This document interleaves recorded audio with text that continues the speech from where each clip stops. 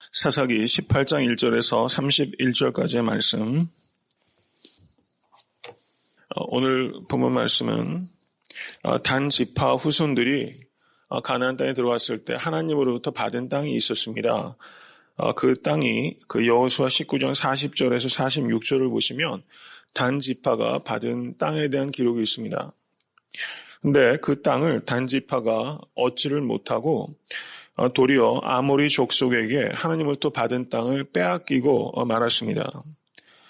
그래서 오늘 본문을 보시면 이 단 지파가 하나님께서 주신 기업을 자기들 임의대로 포기하고 지금 자기들이 거할 땅을 정복전쟁을 계획을 해서 지금 이주하려고 하는 그런 계획 가운데 있는 것이 오늘 본문의 내용이라는 것입니다.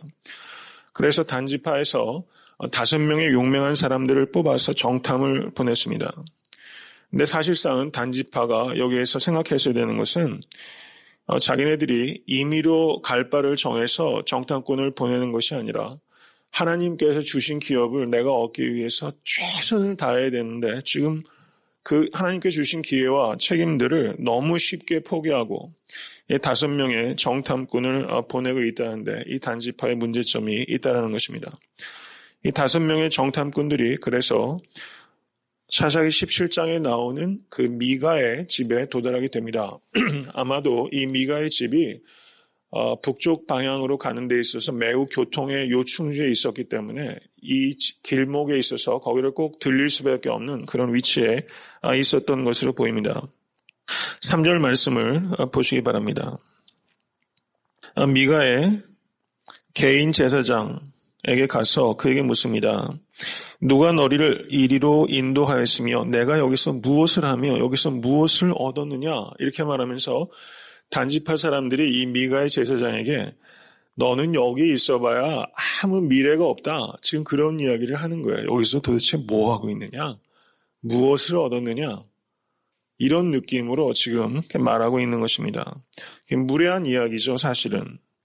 그랬더니 4절을 보시면 이렇게 말합니다. 그가 그들에게 이르되 미가가 여차여차히 나를 대접하여 나를 고빙하여 나로 자기 제사장을 삼았느니라. 그러니까 제법 충성심을 보이고 있습니다. 미가에 대해서 충성심을 보이고 있는데 이게 오늘 뒤에 가시면 결과적으로는 미가를 버리고 단지파를 쫓아가게 되죠. 한 사람의 제사장이 되는 게 낫느냐, 한 지파의 제사장이 되는 게 낫느냐. 네가 우리를 따라오면 큰 일을 할 수 있다. 큰 역할을 주겠다. 또 그만큼 대접해 주겠다. 이렇게 했더니 4절에서 보였던 이 충성심은 사실상은 입 바른 소리라는 겁니다. 형식적인 말이었다는 거예요.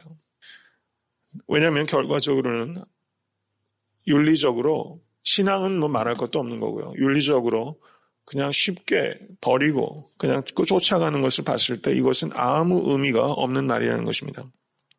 5절 말씀을 보시기 바랍니다. 이 정탐꾼들이 소년에게 묻습니다. 청컨대 우리를 위하여 하나님께 물어보아서 우리의 행하는 길이 형통할는지 우리에게 알게 하라.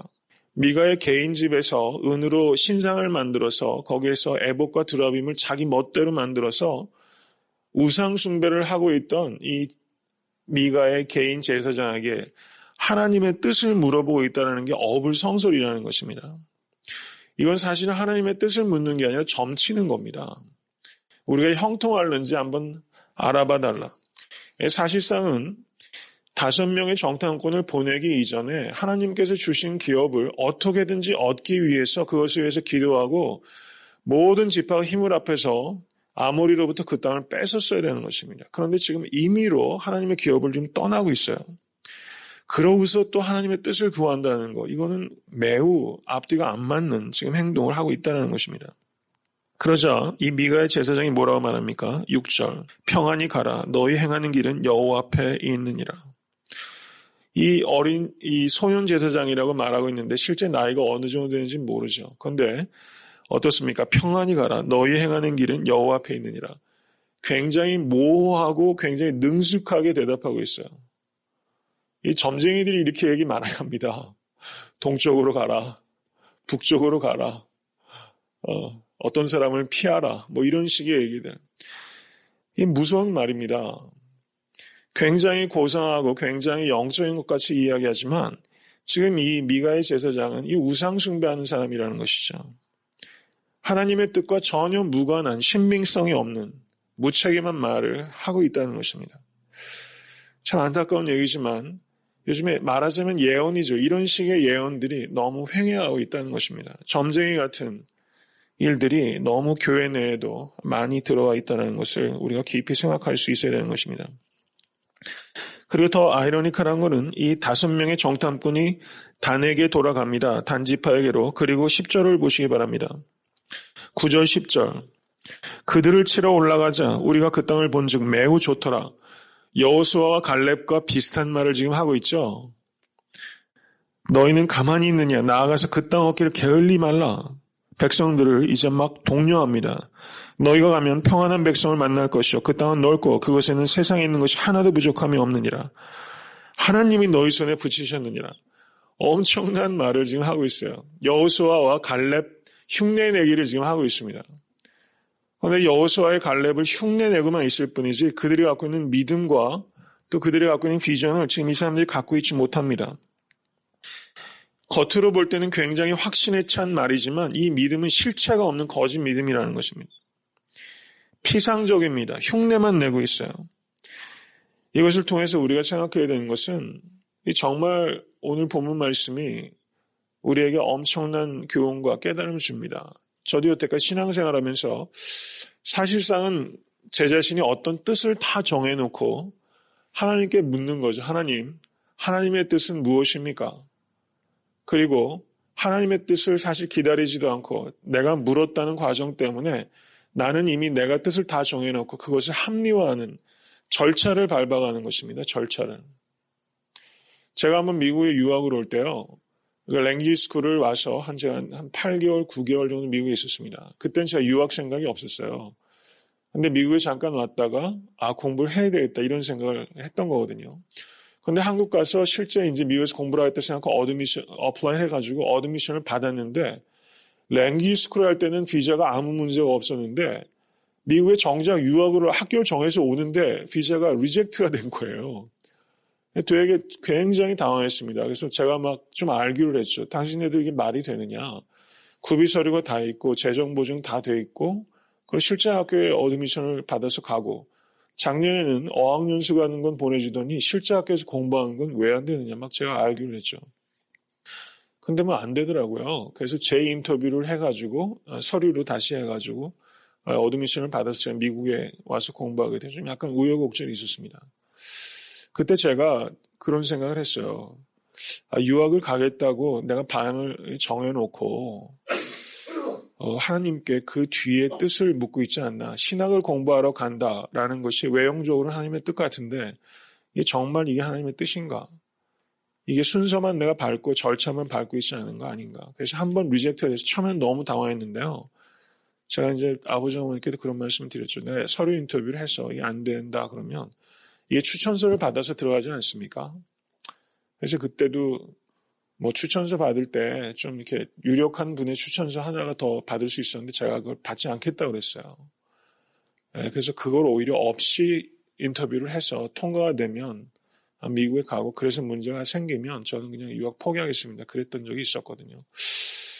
가만히 생각해 보면 제 자신도 이렇게 미리 사실 하고 싶은 게 너무 있어서 뜻은 정해놓고 하나님 어떻게 할까 이렇게 형식적으로 물었을 때가 참 많이 있다.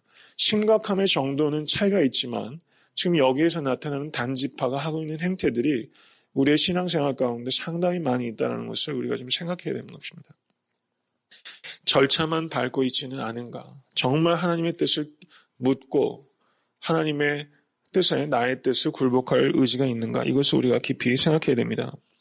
그 뒤에 보시면 이제 단지파에서 600명이 이제 군사들이 파견이 되죠. 최고의 아마 정예부대였을 것입니다. 그리고 미가의 집에 도달합니다. 그리고 어떻게 합니까? 그 미가의 집에 들어가서 거기에 있는 신상과 애복과 드라빔을 훔쳐냅니다. 그랬더니 이 제사장이 뭐라고 합니까? 18절에 너희가 무엇을 하느냐? 그 집에서 훔쳐내니까 지금 무엇을 하느냐라고 제법 용기 있게 말을 했습니다. 그렇지만 이것도 실체가 없습니다. 19절을 보시면 내가 한 사람의 집의 제사장이 되는 것과 이스라엘 한 지파 한 가족의 제사장이 되는 것이 어느 것이 낫겠느냐? 그랬더니 20절 보세요. 금방 마음이 바뀌죠. 제사장이 마음에 기뻐했다라고 말하면서 호들갑을 부리면서 단지파를 쫓아 나섭니다. 이 사람이 결국은 자기를 어떻게 하는 겁니까? 상품으로 만든 거예요. 우리 따라오면 연봉이 2배야.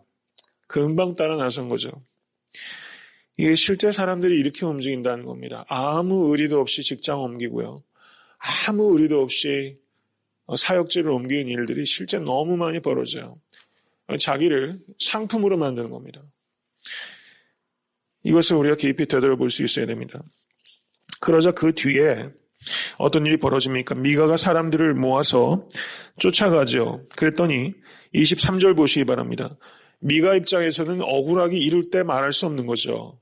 지금 자기가 부어서 만든 신상하고 드라빈과 에봇 뺏겼죠. 그리고 자기가 먹이고 입혔던 제사장이 도망가 버렸죠. 근데 23절 보시기 바랍니다. 단자손을 부르는지라 그들이 낯을 돌이켜 미가에게 이르되 내가 무슨 일로 이같이 모아가지고 왔느냐. 지금 방귀 낀 놈이 성낸다고 지금 단지파가 강도질 해가지고 도망가면서 뒤에 그 주인이 쫓아오는데 내가 무슨 일로 이같이 모아가지고 왔느냐. 말이 안 되는 일들이 벌어지고 있다는 겁니다. 그래서 미가가 나의 지은 신들과 제사장을 취하였으니 내게 오히려 있는 것이 무엇이냐. 너희가 어찌하여 나더러 무슨 일이냐 하느냐. 그랬더니 단지파가 25절에 말합니다. 내 목소리를 우리에게 들리게 말라. 노한자들이 너희를 쳐서 내 생명과 내 가족의 생명을 잃게 할까 하노라. 이 조직폭력배죠. 그렇지 않습니까? 강도가 조용히 안 하면 네 생명까지도 취하겠다. 조폭입니다. 조폭. 이스라엘의 한 지파가 어떻게 이렇게까지 도덕적으로 타락할 수 있을까? 미가 그리고 제사장 그리고 단지파 어느 한 사람 도덕적으로 지금 제정신이 박혀있는 사람이 하나도 없는 이런 영적인 혼돈입니다. 제정신이 한 사람도 없어요. 정말 마음이 무거운 이야기입니다. 그런데 이 시대를 가만히 보면요. 이 세상 돌아가는 것, 한국 정치 상황도 그렇고 또 교교에도 그렇고 이 바라보면 분명히 어느 곳에 정말 하나님께서 준비하신 정말 바르게 무릎 꿇지 않은 사람들이 있겠지만 정말 이 시대상을 드러내는 그런 안타까운 상황이라고 할 수 있습니다. 말씀을 맺습니다. 단지파가 결국은 어떻게 됩니까?